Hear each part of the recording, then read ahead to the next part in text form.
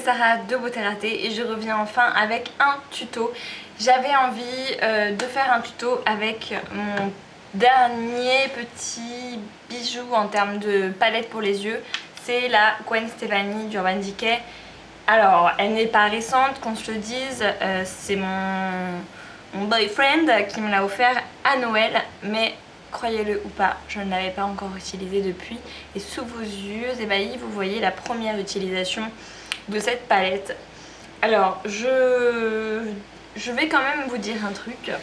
La première fois qu'on regarde la palette comme ça, qu'on l'ouvre et qu'on la regarde vraiment, finalement on se dit, mais attends, les couleurs se ressemblent toutes. Voilà, à part la dernière rangée, qui est un petit peu colorée là, on se dit, c'est toutes les mêmes.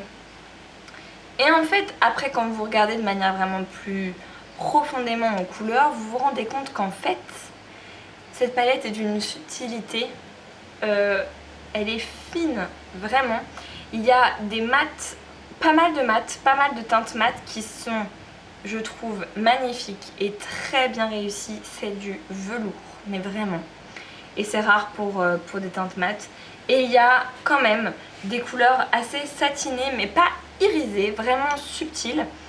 Et des teintes qui révèlent aussi leur couleur véritable une fois qu'elles sont sur la peau et pas dans le pan. Je pense notamment à Blonde, qui est cette espèce de champagne un peu jaune. Et finalement, quand vous le mettez sous la peau, je sais pas si vous pouvez voir, là c'est ce que j'ai sous le sourcil, il y a des petits reflets roses. Donc on n'aurait pas du tout pensé comme ça en regardant.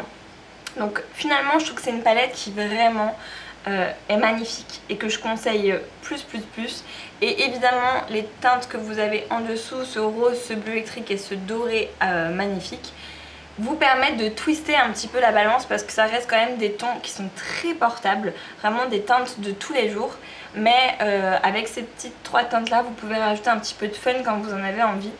Et donc là c'est ce que j'ai effectué vraiment un maquillage très portable avec des couleurs qui m'attiraient comme ça d'un premier coup d'œil. Il est vraiment basique, il y a juste une petite pointe de doré au ras-de-cils inférieur. Je me rapproche pour vous montrer.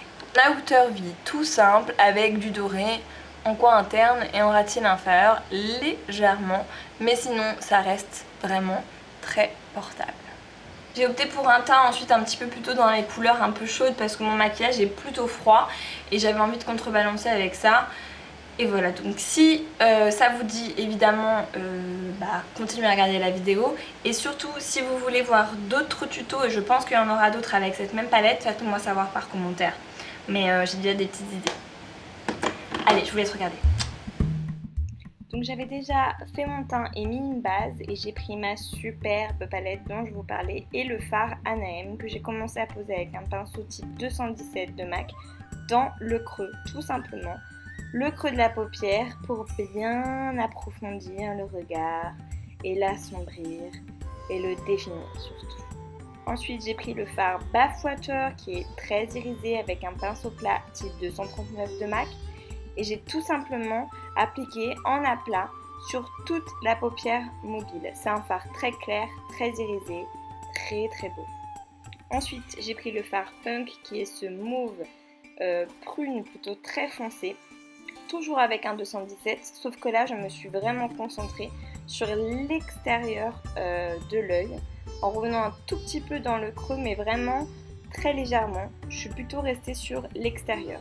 Je remets un petit peu de fard clair, la Bathwater, parce que ça se perd un peu. Et j'estompe avec un gros pinceau les bords. Gros pinceau nu, vierge. J'ai pris le fard Blonde, qui est un fard irisé aussi, avec un tout petit pinceau que j'ai mis sous le sourcil. Et le fard qui est doré de fou, 1987.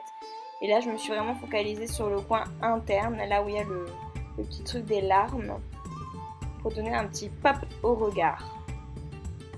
J'ai repris le fard Punk pour assombrir mon ras-de-cils inférieur, toujours avec mon petit pinceau. Et j'ai fait tout mon ras-de-cils. Ensuite, j'ai pris un crayon violet parce que j'avais envie de changer un petit peu. Et j'ai marqué ma muqueuse en haut et en bas. Et puis ensuite j'ai fait un trait de liner classique comme d'habitude, toujours avec mon liner liquide du moment. Moi j'adore le liner, hein. J'ai énormément de mal à ne pas faire de trait de liner. Donc plutôt un trait assez épais et surtout avec une aile assez visible, on dira.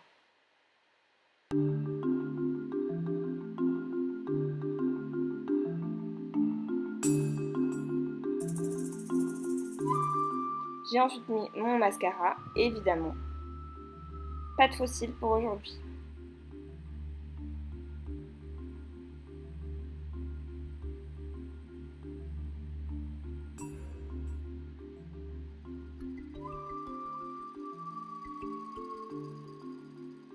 Ensuite, je ne savais pas du tout quel blush choisir. Alors, par rapport au rouge à lèvres que j'avais choisi, j'ai déjà commencé par l'highlighter, le Marie Luminizer, sur le haut de mes pommettes. Parce que j'adore ça. J'avais un petit peu creusé déjà avant. Et puis ensuite, le petit blush crème que j'adore, un de Benefit qui s'appelle Majorette et qui est un abricot qui s'applique au doigt d'une manière la plus facile qu'il soit. Je l'adore énormément. Il fait un petit teint de poupée absolument ravissant.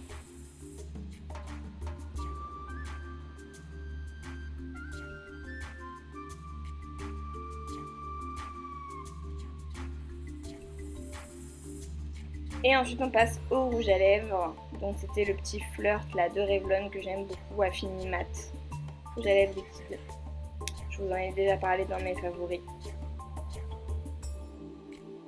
Purée. Et c'est fini! Donc j'espère que ce petit look vous a plu. Il est très facile et très portable.